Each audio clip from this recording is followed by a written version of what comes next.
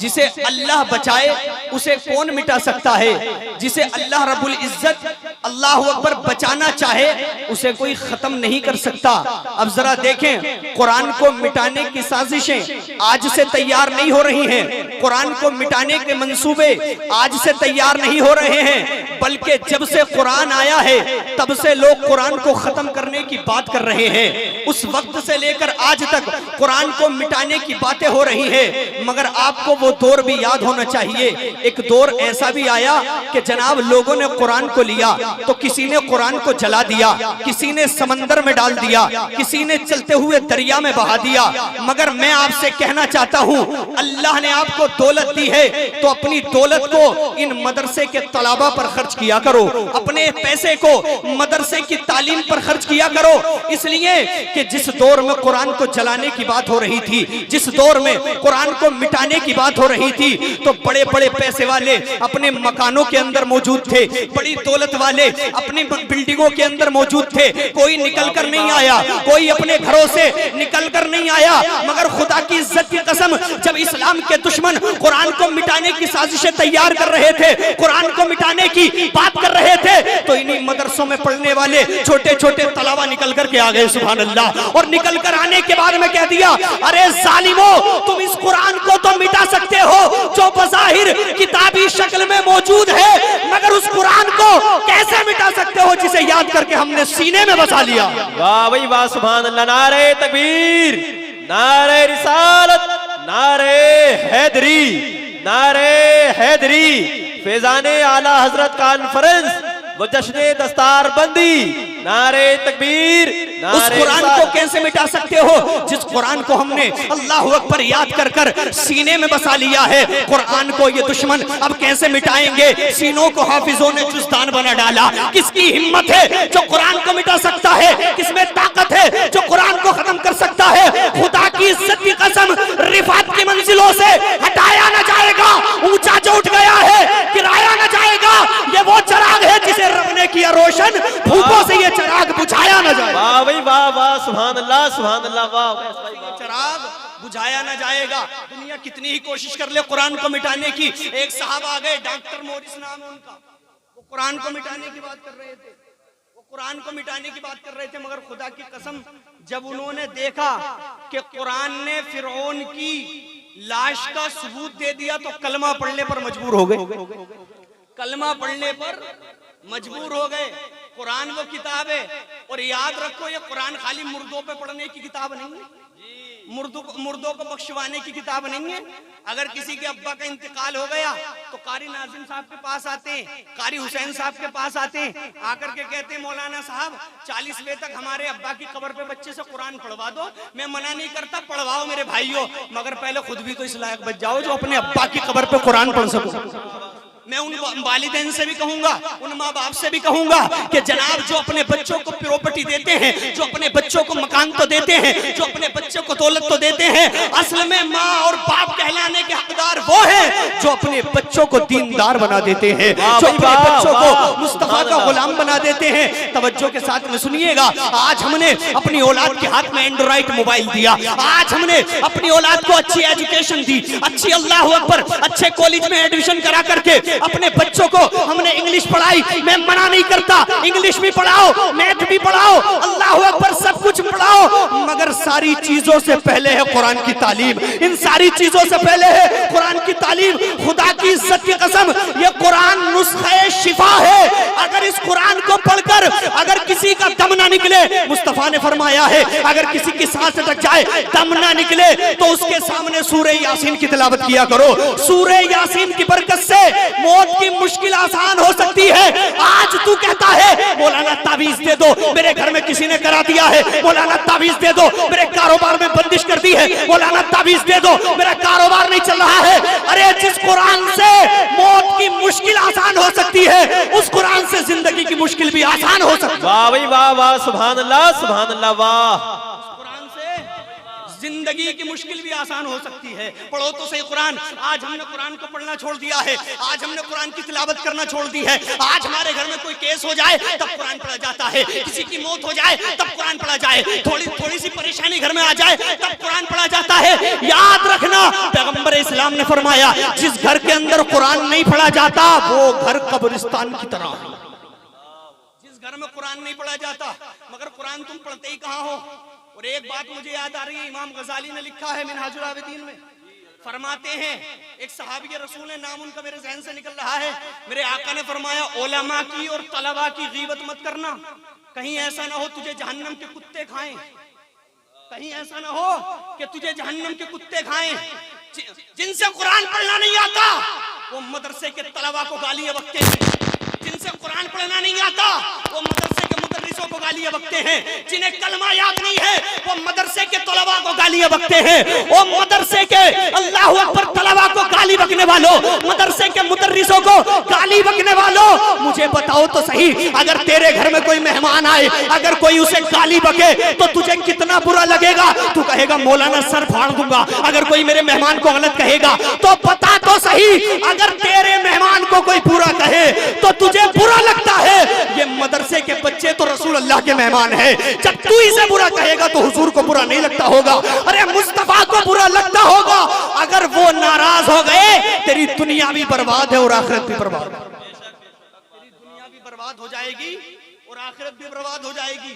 हमने कुरान पढ़ने वालों को दिया ही क्या है, हमने तो क्या समझा।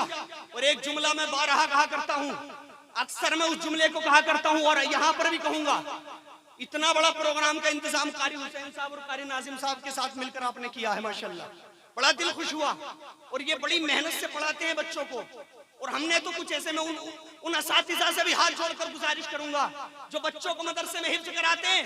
5 साल में बच्चे ने हिफ्ज किया और 3 साल तक दौड़ निकाली, 8 साल बर्बाद कर दिए, 8 साल बर्बाद कर दिए बच्चे के। तुमने बच्चे की जिंदगी के साथ खेला है, इसका हिसाब तुम्हें कयामत में देना पड़ेगा, इसका हिसाब तुम्हें कयामत में देना पड़ेगा। याद रखना, अगर किसी ने अपने बच्चे को तुम्हारे पास पढ़ने भेजा है तो वो तुम्हारे पास उसकी अमानत है। अगर तुम अमानत में खयानत करोगे तो खुदा की कसम तुम कयामत की निशानी में से एक निशानी, तुम कयामत की निशानी में से एक निशानी हो। और मैं कारी नाजिम साहब को बहुत करीब से जानता हूं, ये अभी ज्यादा इन्हें टाइम नहीं हुआ है, तकरीबन 5-6 साल इन्हें पढ़ाते हुए मदरसे में। अल्हम्दुलिल्लाह इनके जितने भी शागिर्द हैं, मैंने टेस्ट भी लेने की कोशिश की, लेकिन अल्हम्दुलिल्लाह टेस्ट लेने से पहले ही उसका अंदाज बता देता है कि बच्चा कामयाब है, बच्चा कामयाब है। ऐसा तलफ्फुज़ है माशाअल्लाह, दिल खुश हो जाता है सुनकर, दिल खुश हो जाता है। और रस्मन हाफिज नहीं होते, हिम्मत इतनी है।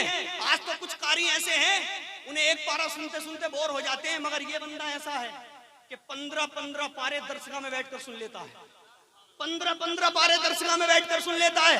मैंने देखा है, सुबह 5 बजे उठा, दरसगाह में बैठा और बैठ करके सुनना शुरू किया। एक पारा सुना बच्चे का, दूसरे का सुना, तीसरे का सुना।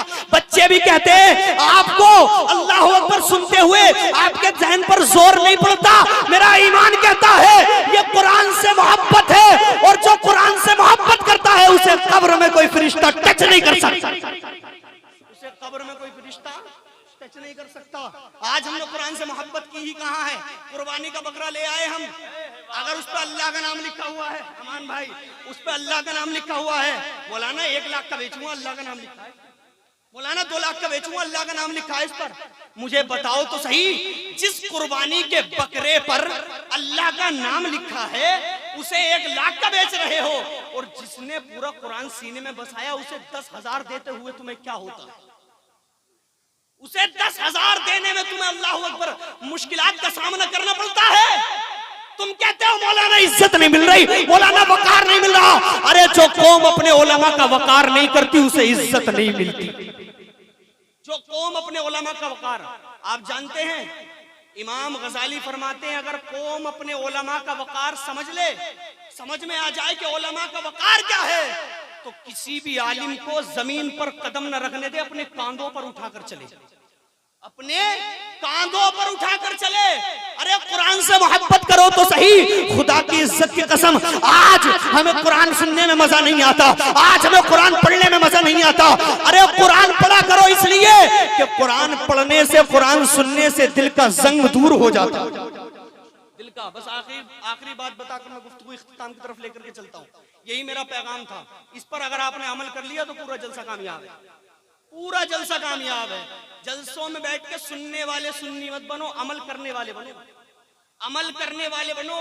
हमारे सुन्नी सुनने में बहुत आगे हैं, अमल करने में बहुत पीछे, अमल करने में बहुत पीछे। जलसे बहुत है, किताबें बहुत है, मदरसे बहुत है, सब कुछ इनकलाब नहीं। इनकलाब आता है अमल से, इनकलाब आता है किरदार से, इनकलाब आता है अखलाक से। पैगंबर इस्लाम ने फरमाया, हदीस पाक है, अन मुआविया क़ाल क़ाल रसूलुल्लाह सल्लल्लाहु तआला अलैहि वसल्लम मन युरीदुल्लाहु बिही खैरन युफ़क़्क़िहु फ़िद्दीन व इन्नमा अना क़ासिमुन वल्लाहु युती। हजरत मुआविया कहते हैं कि हुजूर ने फरमाया, अल्लाह ताला जब, हजरत मुआविया से रिवायत है, किससे? हजरत मुआविया रावी हैं, मोमिनों के मामू हैं। आज हम मामू के लोग कुछ चिढ़ाते हैं, बोले तुम्हारे मामू हैं। अल्हम्दुलिल्लाह इसलिए कि जो माँ का भाई होता है वो मामू है, और हजरत अमीर मुआविया हजरत उम्मे हबीबा के भाई हैं। और हजरत उम्मे हबीबा कौन है? हुजूर की बीवी है, हुजूर की बीवी है, तो कौन हुए? वो हमारे मामू हुए। अब कुछ लोगों को इस बात से तकलीफ होती है, सुनो तुम्हें तकलीफ होती है, होने दो, मगर हम तो उस इमाम अहमद रिजा के मानने वाले हैं जिसने कह दिया है, ओ मेरे मानने वाले सुन ले, मैं आला हजरत के फरमान का मफहूम बताता हूँ। आला हजरत का मसलक ये है कि हम उस महफिल में नहीं जाते जिसमें सिर्फ अबू बकर सिद्दीक का नाम लिया जाता है, हम उस महफिल में नहीं जाते जिसमें सिर्फ हजरत उमर फारूक आजम का नाम जाता है, हम उस महफिल में भी नहीं जाते जिसमें उस्मान ज़ुन्नुरैन का सिर्फ नाम लिया जाता है, और हम उस महफिल में भी नहीं जाते जिसमें सीना पीटकर अली अली का नारा लगता है। हम तो ऐसे इश्क वाले हैं कि एक तरफ अबू बकर का जिक्र होता है, एक तरफ उमर फारूक आजम का जिक्र होता है, एक तरफ उस्मान ज़ुन्नुरैन का जिक्र होता है, और एक तरफ मौलाए कायनात का जिक्र होता है, और हम बीच में हुसैन को रखते हैं और जमाने वालों को बता देते हैं, और जमाने वालों मैदान तुम तय कर लो, फैसला बरेली का इमाम अहमद रजा कर देगा। इसलिए कि सीना पीट कर अहले बैत से मोहब्बत नहीं की जाती, पसीना सूंघ कर पहचान लेना इसको अहले बैत की मोहब्बत कहा जाता है। पूरी दुनिया ने सैयद को सैयद सुनकर माना है, और इमाम अहमद रजा ने सूंघ कर पहचाना। वाह भाई वाह वाह, सुभान अल्लाह सुभान अल्लाह, वाह। इमाम अहमद रजा ने सूंघ कर पहचाना है, यह है मसलक आला हजरत, सुभान अल्लाह। तभी तो कहा है मेरे रजा ने, अहले सुन्नत का है बेड़ा पार, असहाबे हुजूर नज्म है और नाव है इतरत रसूलुल्लाह। तो जरूरत है हमें, जिनसे कुरान पढ़ना नहीं आता उनसे मैं उन्हें एक पैगाम दे देता हूँ। 70 साल के हो गए मियाँ, तुमने आज तक कुरान को टच भी नहीं किया, छू कर भी नहीं देखा। तुम कुरान पढ़ तो नहीं सकते, लेकिन कुरान छू तो सकते हो, चूम तो सकते हो, कुरान की जियारत तो कर सकते हो। पढ़ नहीं सकते, पढ़ने की कोशिश करो, और जब तक नहीं पढ़ना आए तो वुजू करो, नमाज पढ़ो, और नमाज पढ़ने के बाद में कुरान को चूमो, सुभान अल्लाह। कुरान की आयतों को देखो और देख करके कहो, मेरे मौला पढ़ना तो नहीं आता, मगर इतना जरूर पता है, हाजा कलामु रब्बी, ये हकीकत में मेरे रब का कलाम है, इसमें जो भी लिखा है सच लिखा है। तन्हा कुरान ऐसी किताब है जिसे देखने पर भी सवाब मिलता है, चूमने पर भी सवाब मिला करता है। कुरान तन्हा ऐसी किताब है।